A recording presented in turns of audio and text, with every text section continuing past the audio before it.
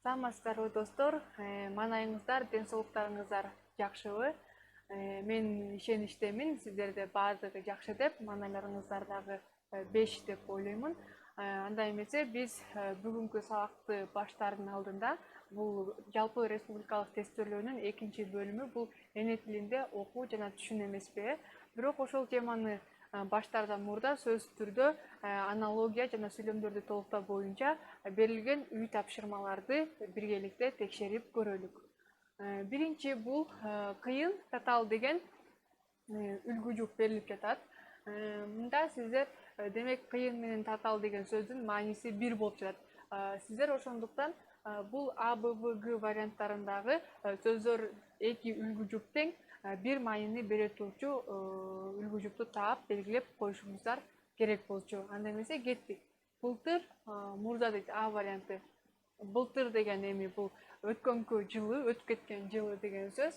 Мурда болсо, мисалы үчүн 1 ай, 2 ай, 3 ай, 4 ай мурункуну биз мурда болгон окуя деп коюшубуз мүмкүн. Же болбосо 5-6 жыл мурун өткөн окуя деп коюшубуз мүмкүн. Демек, былтыр деген сөз 1 жыл өткөн убакытты билгизет дагы, мурда болсо бул мындай так айтылбайт, балким ай же жылдап же айлап же жумалап өткөн бир окуяны айтат экенбиз. Демек, экөөнүн мааниси бир боло алган жок. Ошондуктан А вариантын биз туура эмес жооп катары кабыл алат экенбиз. Андан кийин жогору ылдый дейт. Байкасаңыздар достор, бул жакта синоним болбой эле антоним болуп кетти. Анткени жогору бул мындай өйдөрөк жакта, жогору жакта жайгашкан нерсе. Ал эми ылдый болсо, менин үйүм ылдый жакта, же болбосо менин үйүм жогору жакта деп айтабыз. Экөөнүн мааниси такыр дал келген жок. Ошондуктан Б варианты дагы туура эмес жооп экен. В мында чукул, жакын деген үлгү жүк берилип жатат. Чукулду да билесиздер. Чукул бир жака бара жатабыз, ошо чукул эле жол калды, чукул эле убакыт калды деп коебуз. Же болбосо жакын, жакын болгондо да биз жакын эле калдык, азыр бат эле жетип калабыз дейбиз. Же болбосо чукулдап калдык, азыр бат эле жетип калабыз деп айта алабыз. Демек, чукул менен жакын деген сөздүн мааниси бул бир жакындыкты билдирип жатат. Демек, экөөнүн мааниси мындай маанилеш, түшүнүктөгү байланыш боло алды. Ошондуктан В вариантын азырынча туура жооп катары эсептей турабыз.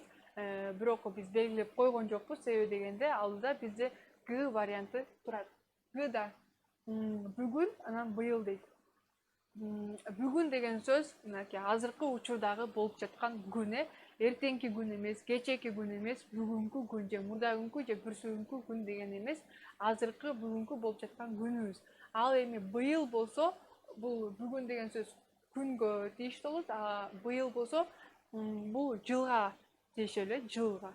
2 жылдан кийин, же болбосо 1 жылдан кийин, же болбосо ушул жылы, же болбосо быйыл деп коебуз, ушундай жылдар бөлүнөт.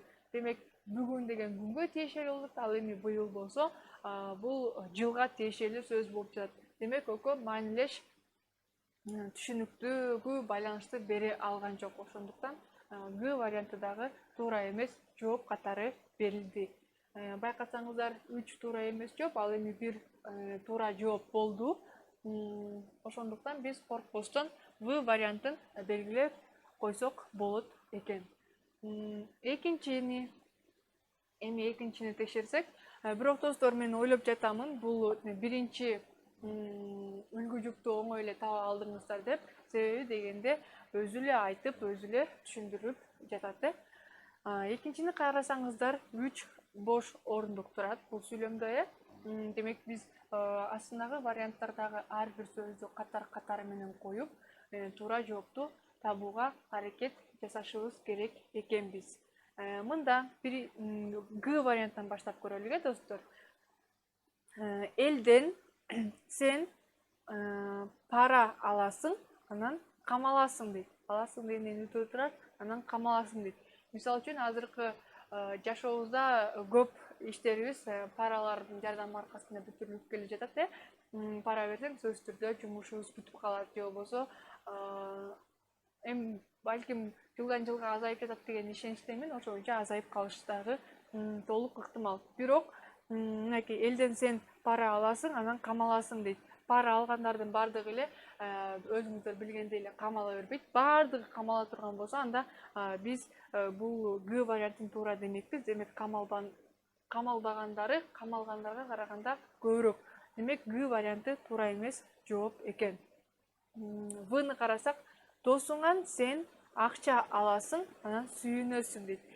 Достор, мисалы үчүн досуңан эми балким аябай муктаж болуп жатканда карызга акча сурасың, бирок сага досуң эч убакта жөн эле бул акчалар менде ашык болуп жатат деп акча бербейт. Сиздер ал акчаны алып эле сүйүнбөйсүздөр, албетте кайра сиздер карыз алсаңыздар кайтарып беришиңиздер мүмкүн. Ошондуктан В варианты дагы туура эмес жооп катары берилди. Андан кийин Бны карап көрсөк, чет өлкөдөн сен белек аласың, анан жыргайсың дейт. Мисалы үчүн чет өлкөдөн бул жакта сүйлөмдө ким белек берип атат, ал түшүнүксүз болуп атат. Балким чындыгында эми ар бир эле адам чет өлкөдөн балким туугандарыңыздар, ата энеңиздер, бир туугандарыңыздар келип сиздерге белек тартууласа, сөзсүз түрдө кубанасыздар, сүйүнөсүздөр. Бирок бул сүйлөмдө апаң чет өлкөдөн деп ушул сыяктуу мааниде бериле турган болсо, анда туура болмок. Бирок чет өлкөдөн сен белек аласың, жыргайсың дейт. Бул туура эмес жооп болуп калды. Мындайча айтканда, кичинекей балдар сүйлөшө турчу мындай сүйлөм же болбосо жалык катарында болуп калды. Андан кийин китептен сен билим аласың, шыктанасың дейт. Байкасаңыздар достор, китептен дейт сен билим аласың, анан билим алуунун аркасында шыктанасың дейт. Демек бул туура жооп болуп жатат достор. Себеби дегенде сиздер сөзсүз түрдө китептен билим аласыздар, китептен башка эч нерсе ала албайсыздар, сөзсүз түрдө билим гана аласыздар, билим гана. Ал эми билимдин аркасында сөзсүз түрдө сиздер шыктанасыздар, көптөгөн ийгиликтерге жете аласыздар дегендей. Ошондуктан А варианты бизде туура жооп катары кабыл алынды. Себеби дегенде бизде 3 туура эмес жооп, ал эми бир туура жооп келип чыкты. Мааниси жагынан дагы өзүңүздөр байкасаңыздар дал келди, туура түшүнүктүү сүйлөм боло алды. Ошондуктан сиздер эч коркпостон А вариантын белгилеп койсоңуздар болот. Достор, мен ойлоп жатамын, сиздер сөзсүз түрдө туура белгилеген болушуңуздар керек деп үйдө өз алдынча иштегенде. Эгерде туура эмес иштеп калсаңыздар, кайсы жактан жаңылыштык кетиргениңиздерди биле алдыңыздар деген ишеничтемин. Бирок эч чөкпөстөн, бунусунда болбой калса, эмкисинде сөзсүз түрдө болот. Мен мындай катачылык кетирип койтурмун, эмкиде аны кайталабайын деген сөздөрдү өзүңүздөргө берип, анан гана жакшы жоопторду таба алганга баарыңыздарга тилектешмин. Сиздердин колуңуздардан баардыгы келет. Анда эмесе жаңы темага өтөлүк. Достор, эне тилинде окуу жана түшүнүү бөлүмүндө азыр көз карандысыз текстти сиздерге болушунча жай жана түшүнүктүү кылып окуп берүүгө даярмын.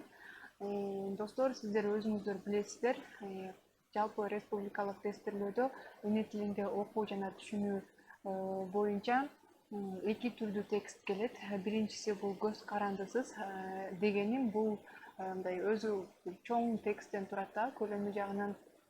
Ошол бир текстке гана суроолор берилет, көптөгөн суроолор.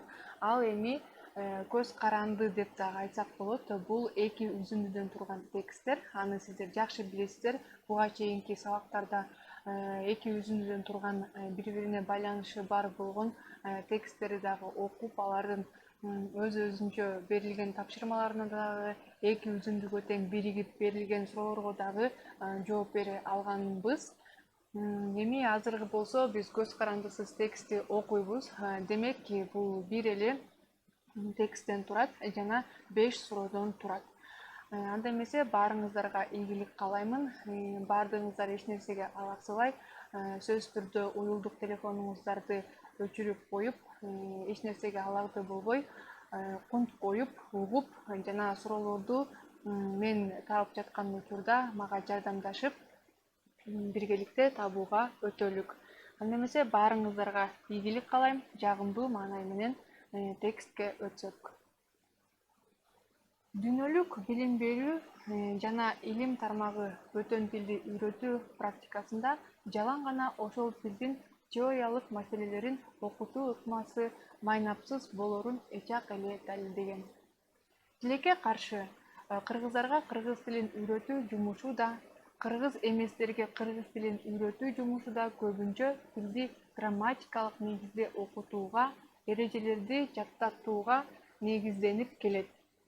Бул жарамсыз усулдан баш тартуунун убактысы өтүп баратат. Мына, биз мамлекеттик тилди окутуу орус, тажик, өзбек тилдеринде жүргүзүлгөн мектептерге сунуш кылганыбызга бир топ жыл болуп, белгилүү тажрыйба топтоого жетиштик. Бирок, чынын айтканда, күткөн натыйжаны ала албадык. Анын ар кандай себептери бар.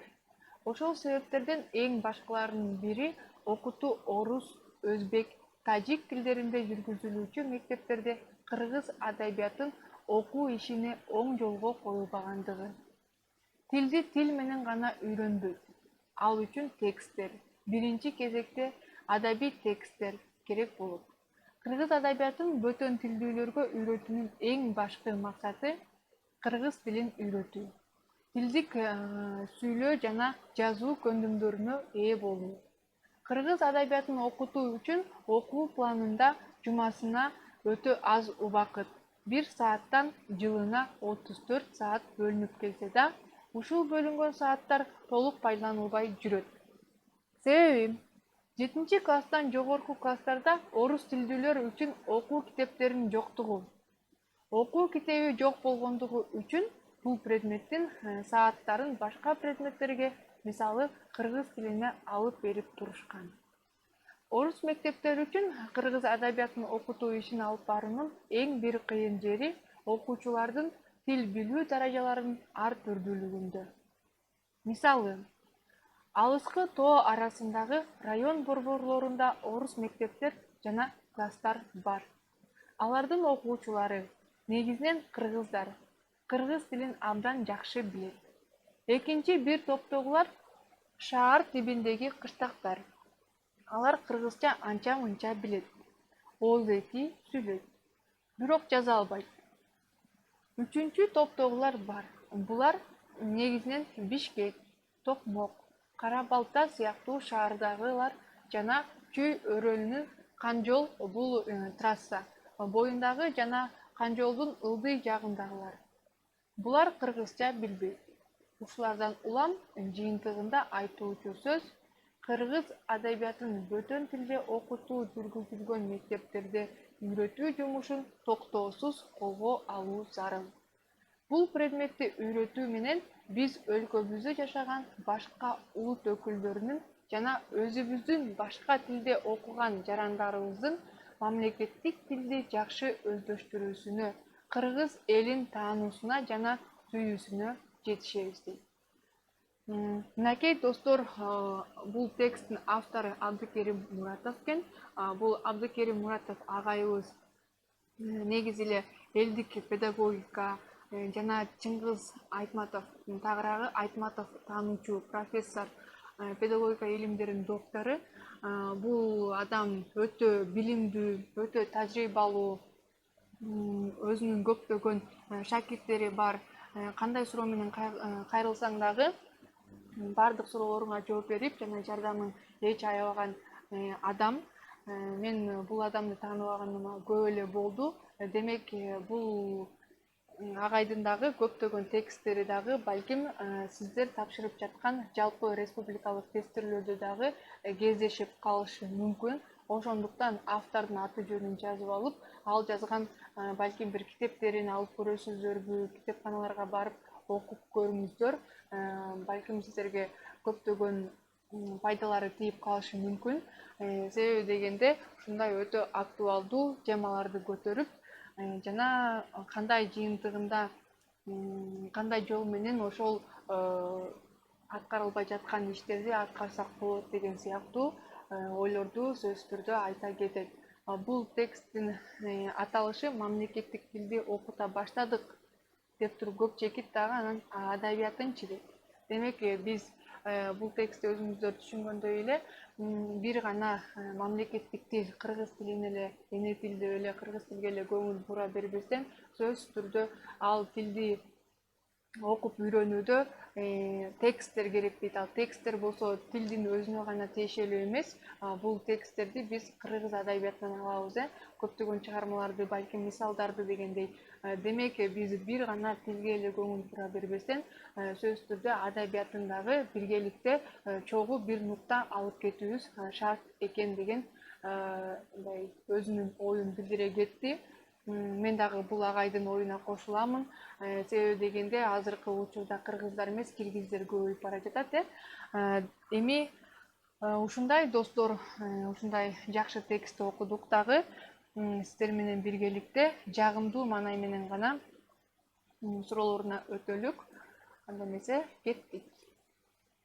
Биринчи суроо. Текст аркылуу автор негизинен дейт. Демек, бул жакта текст аркылуу автор негизинен бизге эмне кандай деген бир ойду айткысы келди, же болбосо эмнени айткысы келди, же болбосо кайсы бир нерсени аткарыш керектигин айттыбы. Ошол нерсени биз бул жакта 4 варианттын бир вариантында жазылган. Бардык варианттарды окуп көрүп, туура талдап, анан туура жоопту белгилей кетсек, анда эмесе биринчи бул А вариантында. Өлкөдөгү бардык жарандардын милдеттүү түрдө кыргыз тилин үйрөнүүсүн талап кылууда дейт. Мында достор, өлкөдөгү бардык жарандар деген автор милдеттүү түрдө кыргыз тилин билүүсү керек, үйрөнүүсү керек деген ойду дагы, шартты дагы койгон жок. Себеби дегенде, билесиздер, биздин өлкөдө көптөгөн 80ден ашуун улуттун өкүлдөрү жашайт. Алардын бардыгына биз сөзсүз түрдө кыргыз тилин билишиңиздер керек деп айта албайбыз, сүйлөшүңүздөр керек деп дагы айткан жок автор. Негизи эле мектептеги окуучулар үйрөнсө деген эле ойду айтты. Эми демек А вариантын биз туура эмес жооп катары алабыз. Дагы Б вариантына өтсөк. Кыргыз тилин үйрөнүүдө кыргыз адабиятынын өтө маанилүү экендигин далилдөөдө дейт. Мен бул жоопко кошулам деп айта аламын. Мен ойлоп жатамын, сиздер дагы кошуласыздар деп. Себеби дегенде, кыргыз тилин үйрөнүүдө сөзсүз түрдө адабияттын дагы билүү аябай маанилүү деп айта кеткен автор. Себеби дегенде, биз бир гана тилди эле окуй берген болсок, анда адабияттын ким окуйт деп атат. Тилди үйрөнүүдө дагы бизге сөзсүз түрдө тексттер керек, көптөгөн адабий чыгармалар керек болуп калышы мүмкүн. Анткени биз жалаң гана теорияны эле окуп жүрө берсек, ал эми практика жүзүндө биз кыргызча китептерди, чыгармаларды окуй бербесек, анда адабиятыбыз калып калат дагы, тил өнүкпөй да калышы мүмкүн деген ойду айтты. Демек, мен азырынча Б варианты туура жооп катары ала турамын, бирок белгилебеймин. Себеби дегенде, алдыда бизди В, Г варианттары күтүүдө. Эми В вариантына өтсөк, кыргыз тилин ар түрдүү жолдор менен окутууга үндөөдө дейт.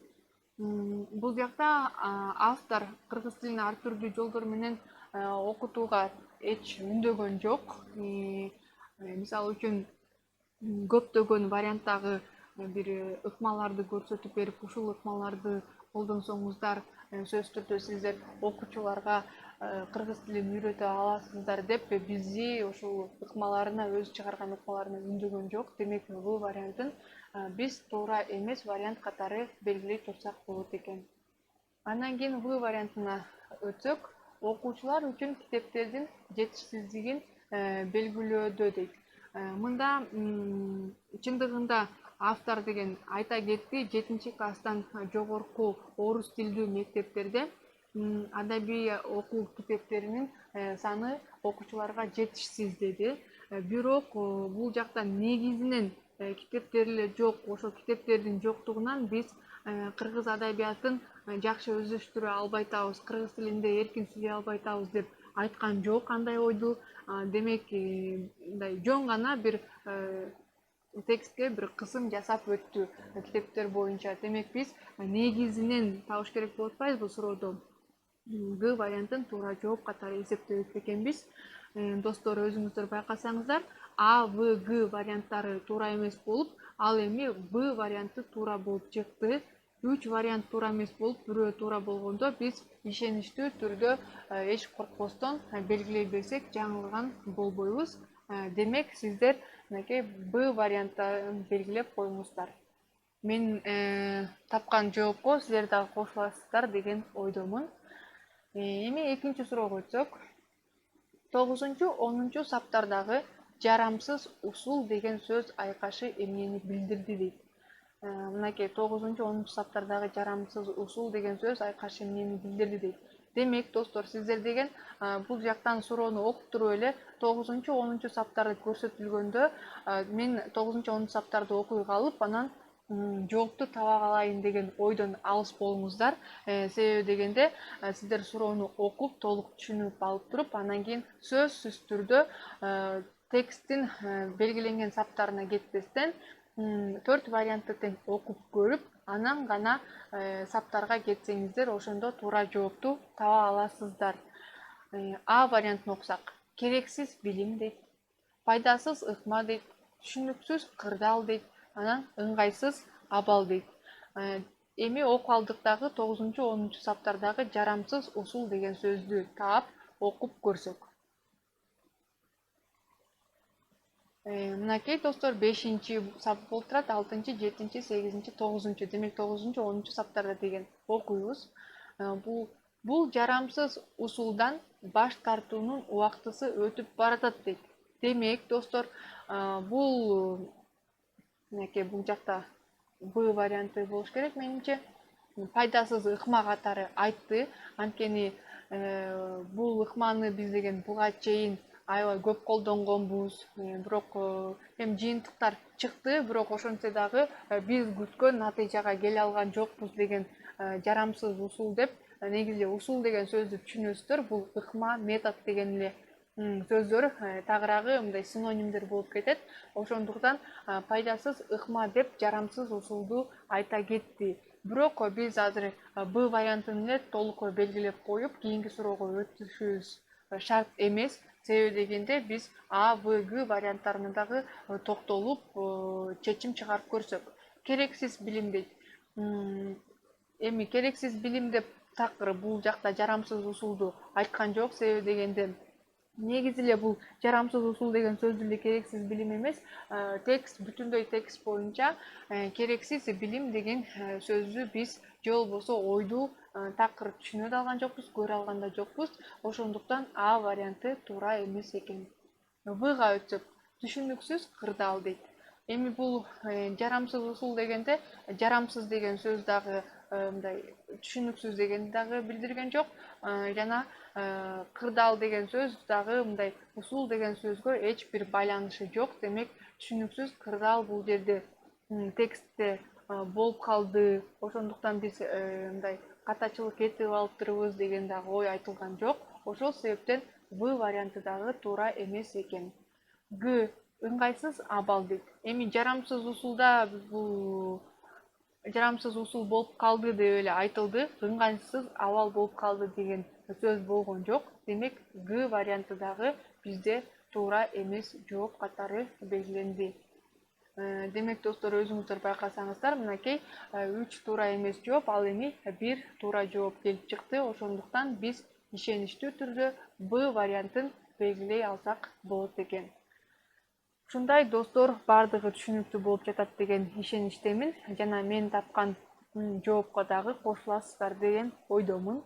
Анда эмесе сиздер менен биргеликте эч чарчабастан, алаксыбастан 3-чү суроого өтсөк. 3-чү суроо. 16 сапта анын ар кандай себептери деп айтуу менен автор эмненин себептери жөнүндө сөз кылып жатат дейт. Мынакей 16 сапта анын ар кандай себептери дейт. Мынакей ушул тырмакчага алынган сөз деп айтуу менен автор эмненин себептери жөнүндө сөз кылып жатат дейт.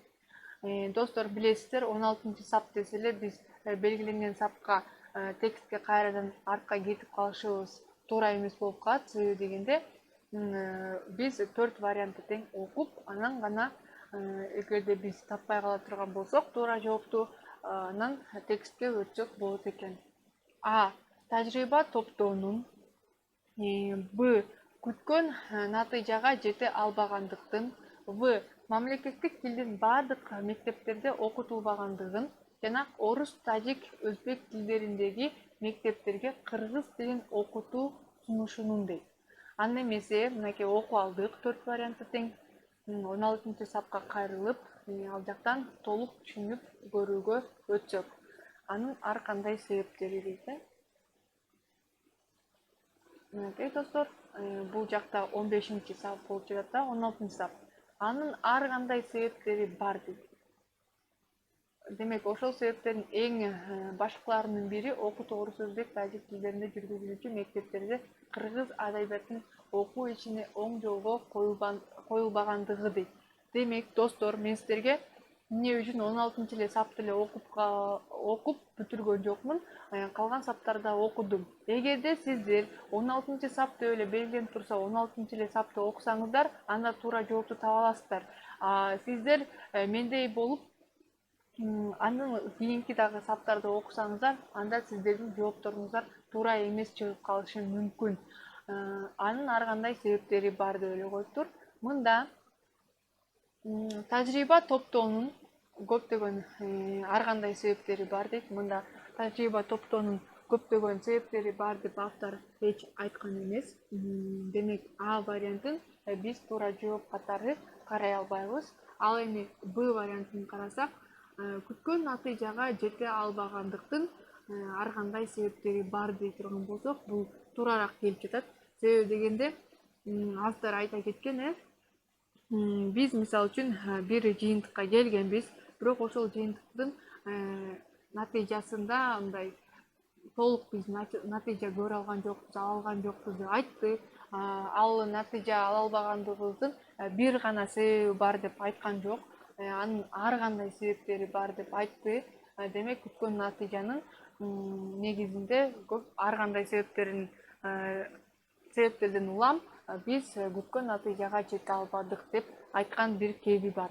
Демек, азырынча биз Б вариантын туура жооп катары ала турган бололук. Дагы Б, Г варианттарына өтөлүк. В.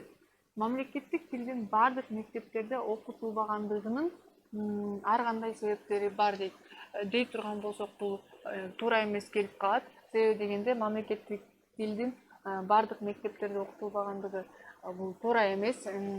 Менин билишимче, бардык эле мектептерде мамлекеттик тил сөзсүз түрдө окутулат. Орус, өзбек, тажик мектептеринде дагы окутулуп келе жатат. Демек, В варианты туура эмес жооп экен. Г вариантын карасак, орус, тажик, өзбек тилдериндеги мектептерге кыргыз тилин окутуу сунушунун ар кандай себептери бар дейт.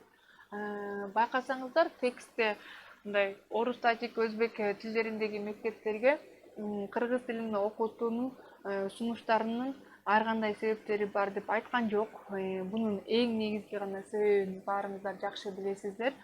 Бул Кыргызстан мамлекети болгондуктан, биздин эң эне тилибиз кыргыз тили болгондуктан, Кыргызстанда жайгашкан өзбек болобу, тажик болобу, орус мектептери болобу, же болбосо башка дагы тилдер, мамлекеттердин мектептери болобу, сөзсүз түрдө ал жакта биздин эне тилибиз кыргыз тили окутулушу керек.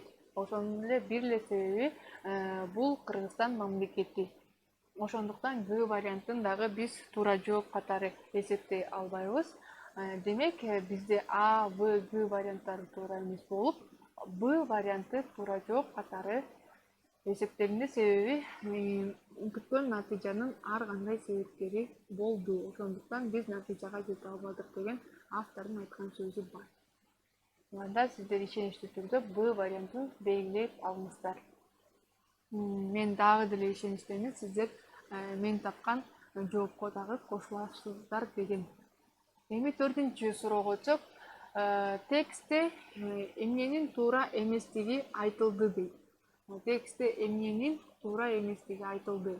Демек, сиздер суроого толук түшүнө алдыңыздар деген ойдомун. Себеби дегенде, текстте эмне туура эмес айтылыптыр. Ошону карап көрөлүк. Бул башка тилдүү кыргыз тилин үйрөнүүнү мажбурлоонун дейт. Тилди бир гана грамматикалык негизде үйрөнүүнүн дейт. Кыргыз адабияты боюнча жаңы китеп жазым жазылбагандыгынын дейт. Тил билүү даражалары ар түрдүү болгон окуучуларга адабиятты окутуунун дейт.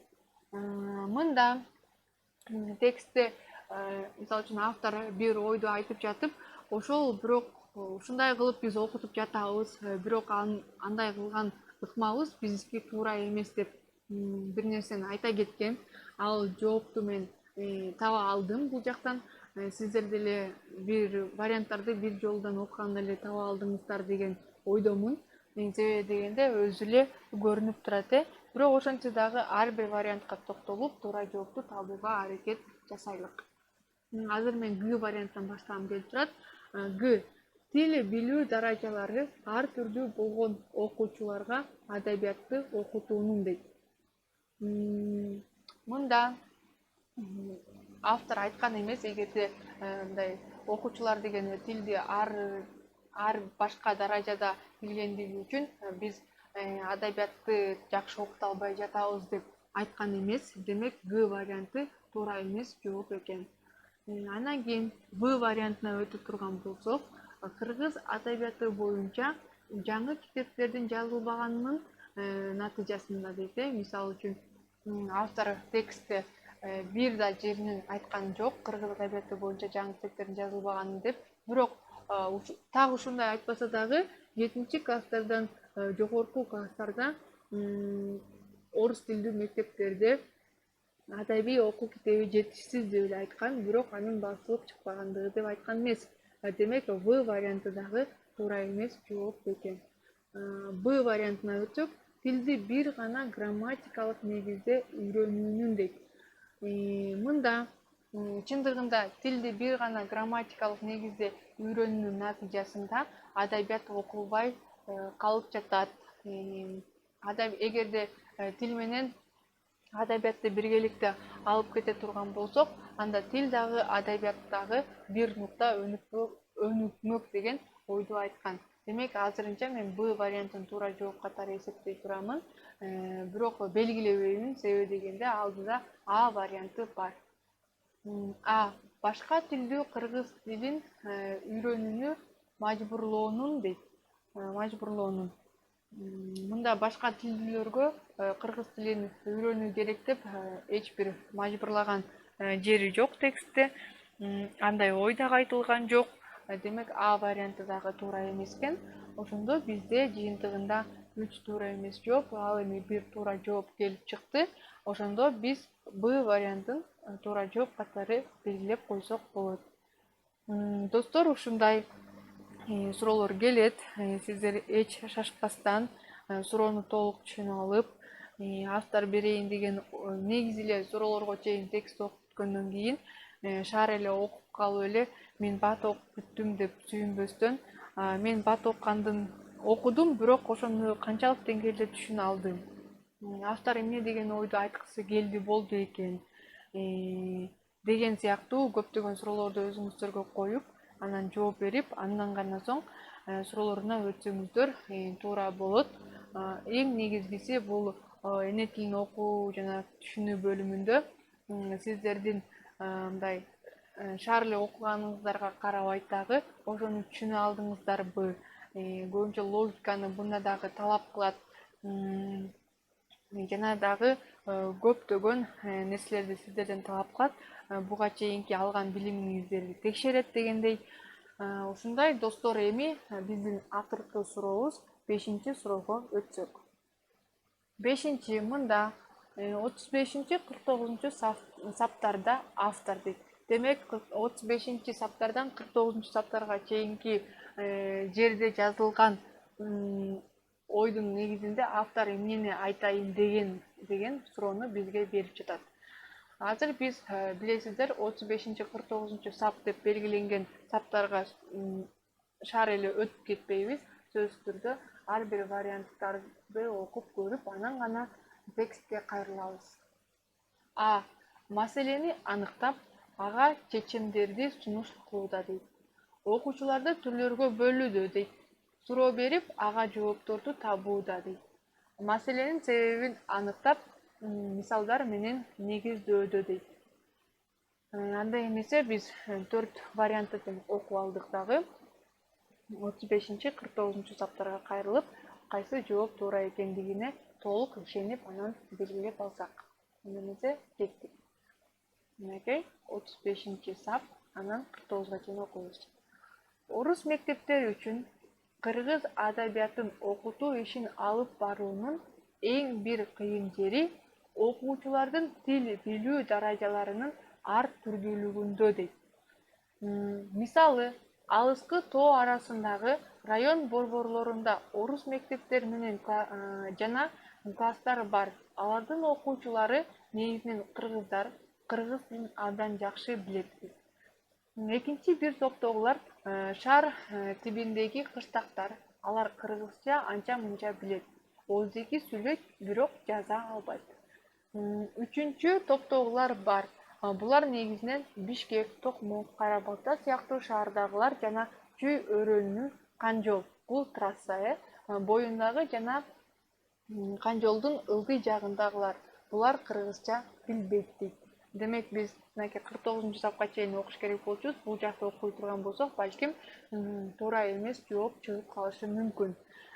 Сиздер түшүндүңүздөр деп ойлоп жатамын. Себеби дегенде бул жакта кандайдыр бир маселени айтып, анын ал маселенин себептерин дагы айтып, жана мисалдарды дагы келтирип жатат автор. Анда эмесе биз ар бир вариантка токтолуп, туура жоопту табууга аракет жасап көрөлүк. А. Маселени аныктап дейт. Ага чечимдерди сунуш кылууда дейт. Мында эч кандай маселени аныктап дагы, ага чечимдерди дагы сунуш кылган жок автор. Эгерде мисалы үчүн сиздер ушундай нерселерди аткарсаңыздар деп бир 5-6 пункттан турган бир эрежелерди айтып, ушуларды аткарсаңыздар, анан гана бардыгы оңолот деген сыяктуу сунушту кыла турган болсо, анда А варианты туура болмок. Демек андай болбогондуктан А варианты туура эмес жооп экен. Б вариантын карасак, окуучуларды түрлөргө бөлүүдө дейт. Мында эми сиздер ойлоп калышыңыздар мүмкүн, автор окуучуларды түрлөргө бөлдү деп, бирок автор түрлөргө бөлгөн жок. Түрлөрдү бөлгөндө, мисалы үчүн билимдүү, билимсиз деп, же болбосо алардын бойлоруна жараша, же болбосо жаш өзгөчөлүктөрүнө жараша, мисалы үчүн бөлүүсү ыктымал, бирок бул жакта мындай билими боюнча сөз болуп жатат дагы. Демек биз Б вариантын туура жооп катары белгилесек, жаңылыштык кылган болобуз. Себеби дегенде ал жакта окуучуларды көптөгөн түрлөргө бөлгөн жок. Болгону алардын тил билүү жагына карап гана мындай белгилеп айта кетти. Ошондуктан Б вариантын биз туура эмес жооп катары кабыл алабыз. В. Суроо берип, ага жоопторду табууда дейт.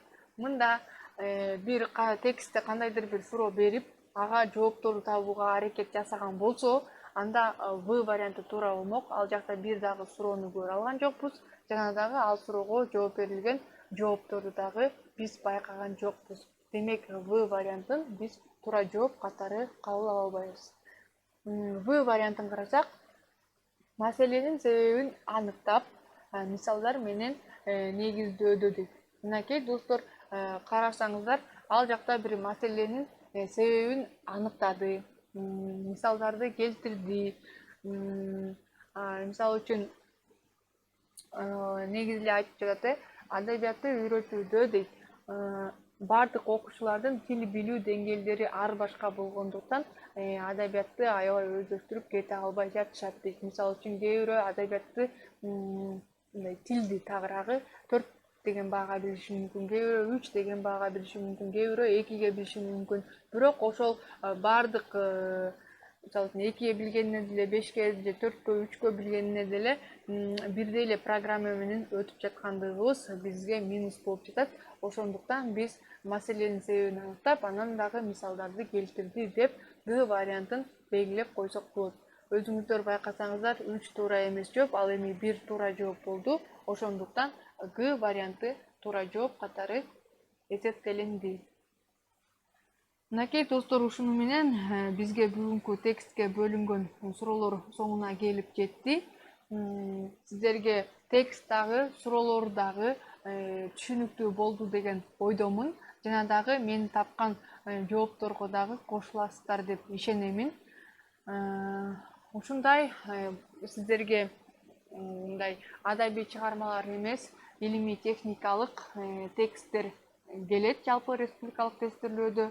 Ошондуктан сиздер көбүнчө журнал, газеталардагы же болбосо адабий чыгармалардан тышкары дагы көптөгөн китептер бар. Ошол китептерди көп окуңуздар, шаар окуңуздар. Сиздерге эң алгачкы сабактарда дагы шаар окуунун дагы жол жоболорун дагы айта кеткенмин. Сиздер башында айткандай эле шаар эле окуп коюп эле өзүңүздөргө ыраазы болуп калбаңыздар. Шаар окуунун натыйжасында сиздер сөзсүз түрдө ошол окуган тексттериңиздерди дагы жок дегенде бир 90% түшүнүшүңүздөр керек. Ошондо гана сиздер убактыңыздарды туура пайдаланып, анан туура жоопторду таба аласыздар деген ойдомун. Ошондуктан баардыгыңыздарга бир гана ийгиликтерди каалаймын. Баарыңыздар ден соолукта болуңуздар. Сиздер алдыга аябай жакшы кадамдарды таштап жатасыздар. Сиздерге ушундай ыңгайлуу шарт түзүп берген edu.org.kg рахматыбызды айтабыз. Ошо баарыңыздарга ийгилик, сак саламатта калыңыздар. Эмки сабакта көрүшкөнчө.